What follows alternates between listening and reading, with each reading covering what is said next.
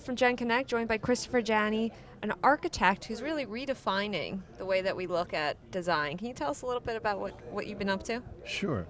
Well, my training's actually as an architect and a jazz musician. So my work tries to combine those two disciplines. I run a company that's a group of architects and musicians, which most people smile about because that doesn't often come together. Right. But we sort of have two divisions. One is what I call the urban musical instruments, where we try to make architecture more like music. We build big interactive light and sound installations.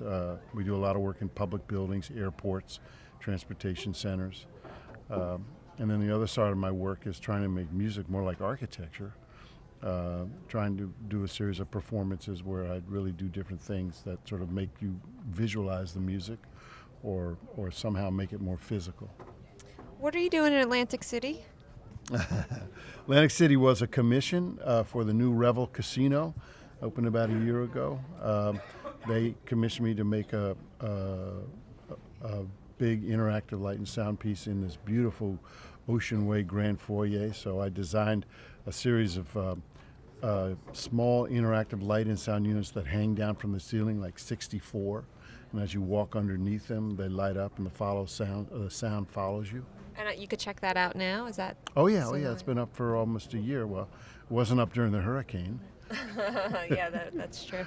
And I also read that you have something going on with Heartbeat in Miami. Well, actually, the Heartbeat performance piece is a piece I've been doing on and off since the early 80s. I originally built a machine that was like a wireless telemetry device, a heart patient monitor that you would wear in the hospital. And then I built some custom audio filters so that you actually hear the sound of the electrical impulses from the brain to the heart. I put this machine on a dancer and used it as a drum track and then scored different musicians to play over top it. We did it in the early 80s with Sarah Rudner from Twyla Tharp Dance, and then she and I set it on Mikhail Baryshnikov in the late 90s. And then about 3 years ago, the American Heart Association asked me to create a new work. And so I used Emily Coates from New York City Ballet, but I also used the Persuasions, the Kings of Acapella. And I wrote a bunch of music for them to actually sing over top her heartbeat while she's performing. Where do you get your inspiration from? How did these ideas come to you? I think it's just coming from the ether, but it's really, to me, it's still always comes back to some combination of architecture and music and manifesting itself in different ways. Do you look at the music piece first or the architect first? Well, to tell the truth, I don't really look. I just observe what is coming into my brain. So different things, I see different things at different times of the day. One of my first pieces was a piece called Sound Stair, which was an instrument that could plug into an existing stairway and turn it into a musical or sonic staircase. And I recall that, one day just looking at stairs and seeing all these visual rhythms on the steps and thinking like, that I could hear it. So then I had to sort of build the technology so everybody else could hear it.